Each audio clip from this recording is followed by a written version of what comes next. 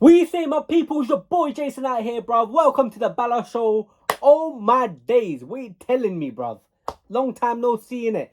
But yeah, man, in this video I'll be talking about our season review 2022 to 2023, Arsenal's Premier League season, FA Cup, you could say League Cup, Europa League. Could we say it's a review? Because, FA Cup and League Cup, we didn't do jack shit, innit? We didn't do jack shit. But we're moving it. Let's go. But yeah, honestly, coming into the season, last season, I had no chance that we're going to be challenging for the league title. And I thought, top four, yeah, possibly sneak into the top four. We're pretty much fourth best team in the league, after missing out on the top four, above Liverpool, Chelsea, Man City, United. That's what I kind of predicted. Newcastle's in the way. Are we still fucked? I don't know. There's so many uncertainties. And plus we missed out in Champions League football to our scumbag team, a scumbag rival, bruv, Tottenham Hotspur. But it's just peak, innit? It was peak. I was just staggered, last season, missing out on the top four, missing out on the Champions League, and playing in the Europa League once again with Farmers. But honestly, I can't lie. It was a bit exciting, We made the signings of Jesus, Zinchenko from Man City. I was like to myself, we're in the Europa League and we're signing Man City players. To be fair, it's a myth anyway in football anyway. Signing big players because Casemiro joined Man United with Europa League football. Aubameyang joined Arsenal with Europa League football. Lacazette has joined Arsenal with Europa League football. It's just a bloody damn myth. You just basically need to put the money where the mouth is. That's what I'm saying. Just put the money where the mouth is. But yeah, I was a bit surprised with Zinchenko and Jesus signings, but I was happy. Honestly, I was happy signing 2 Premier League winners, adding that winning mentality as well, like they shown last season. And with the likes of Fabio Vieira coming from Porto, who was a little bit of a playmaker, even though I've never seen him play. But statistics shows that, 6 goals and 14 assists. I was a bit, alright, cool, yeah, attacking midfielder, competing for the camp spot with Martin Odegaard. Yeah, I'm up for it. Marquinhos is that, that cheap Brazilian signing, that Eddie always makes, that bargain signing. I wasn't too sure. I was just I don't know if it's a good transfer window, but at the same time, I felt like during that summer transfer window that we should have signed an extra midfielder to fill in that depth for Thomas Partey and Granit Xhaka. And I was just worried about what if Thomas Partey gets injured, or what if Granit Xhaka gets injured. We're fucked because we're literally with Sambi Lokonga and El Neni in that midfield backup spots, man. And you know what? Coming into the season, I felt like it was a decent. It wasn't that. It was bad. It was bad to decent transfer window. I would say the 4 out of 10 transfer window because you know what? We still have not that. We don't have that depth. And you know what? Literally, the first 11 is decent, and I felt like the subs bench was trash. We had the likes of Eddie Nketiah, El Neni, Cedric. Cedric went to Fulham anyway, but bruv, I was just you know what? There's no depth in that. You can tell from that Europa League performances as well. It's the second team have to play and the first team have to bail each other out with the likes of Saka coming on, Partey coming on. I'm Granit Xhaka had to be used in those matches, innit? But yeah, but coming into the season, I'm 5 wins out of 5. Bruv, at the end of August, yeah, it was yo, this is a different Arsenal team. The way we actually playing football was just absolutely saucy. Tippy-tappy, Pep Guardiola-esque, coming to the midfield, pressing, high press as well. It was just absolutely mad. Honestly, I was pretty surprised, in terms of, how we're playing at the moment. Scoring goals for fun. Going to Palace 2-0. We never had a good record against Palace.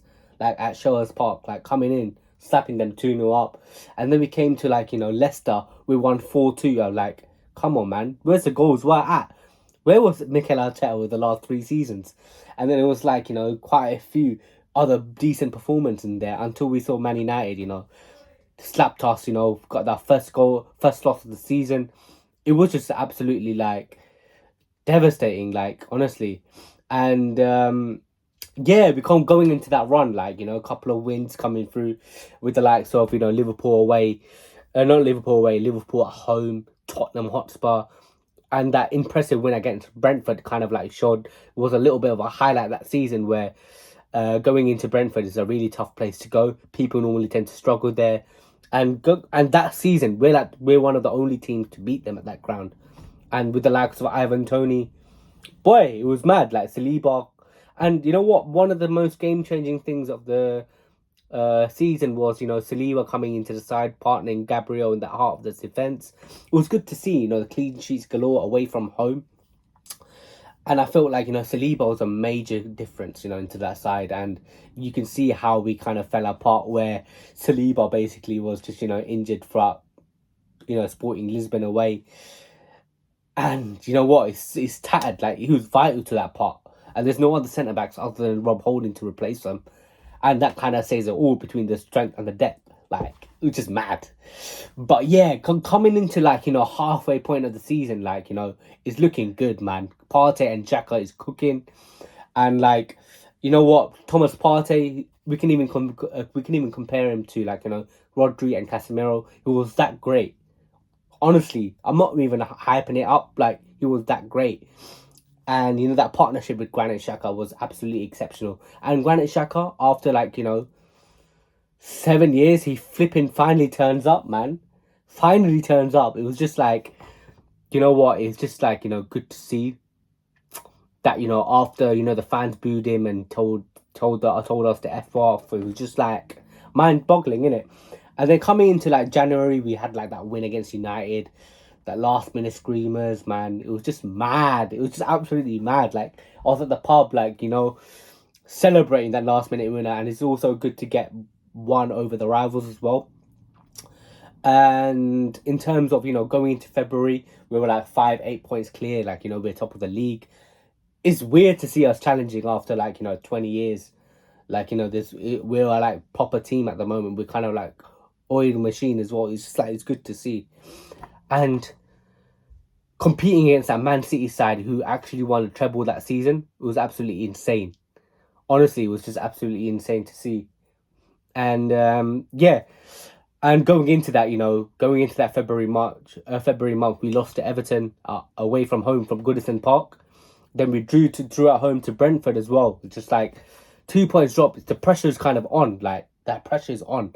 And then Man City came to the Emirates and slapped us 3-1 with Haaland as well, man. It was just like mind boggling. Like honestly, it was just like I never really like. Yeah, this is going to be our downfall, isn't it? It's going to be our downfall, but at the same time, hats up to Mikel Arteta.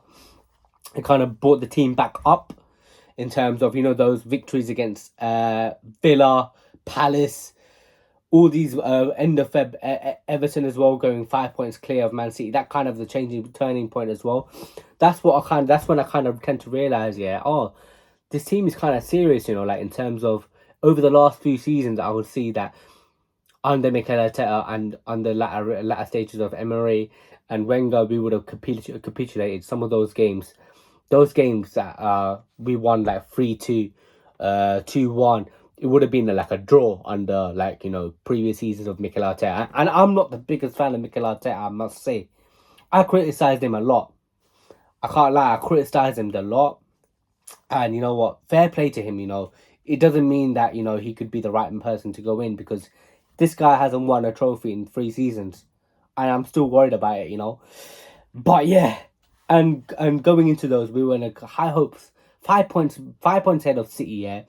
Liverpool before we went to Anfield. Like, fair play, we got the point. Like, but it's not at Anfield. It's a tough place to go, but it's disappointing in terms of bottling the league.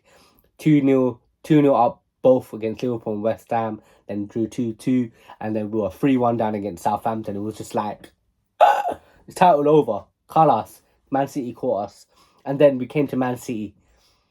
It was like men against boys. Man City turned us over, man. And it's just, that's it, title challenge over, man. It's sad to see, but honestly, it's good to see that the team is improving. And it's good to see that, learning from that Champions League heartbreak in terms of missing out on that top four, the players kind of, stood up, gave a fight, and, firmly secured Champions League football for next season, which is excited about, competing for the best trophies, competing with the best as well. And that's what I want to see. Like, with myself, the reason why I was Arteta out, the reason why I didn't really have a positive opinion about Arsenal over the last few years was the mentality. The mentality needs to change. And you know what? I'm impressed that, challenging for the league, it's just a massive achievement in terms of, we're showing fight, we're showing character. That is what I wanted. But at the same time, we need, it's just mind boggling, like how we have gone 93% of the season and we have a leading at the top of the league table and not winning the league. Like, it's just mad.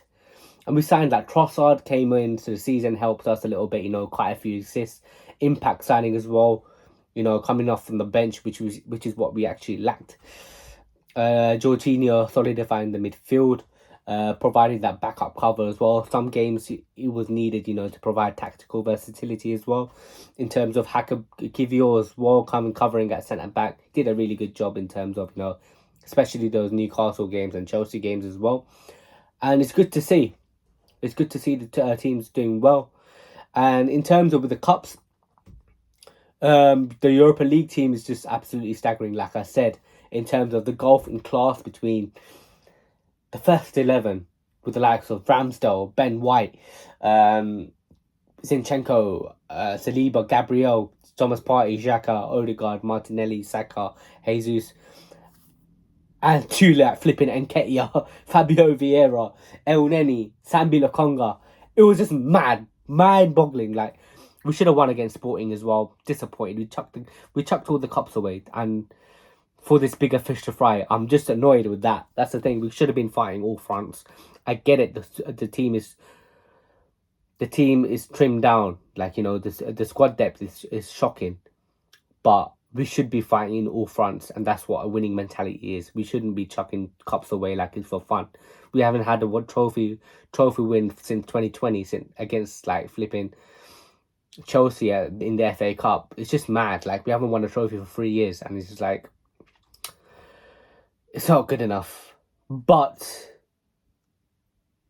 I've seen like differences in terms of Ben White at right back, Saliba, Gabriel, and the improvements of Thomas Partey, Granit Xhaka, the development and Saka as well, growing into a mature player as well, adding goals and assists to his game. Very impressive as well. And looking at Martinelli as well, one of my surprises of the season, adding 15 goals. Absolutely fantastic, man. But yeah, I actually rate this season, around like 5.5, 6 out of 10. But the reason why I should have given a higher rating is because we were challenging for the league. That's what I wanted. But at the same time, trophies is the definition of winning mentality. Like, literally, trophies is trophies. Your game is defined by trophies.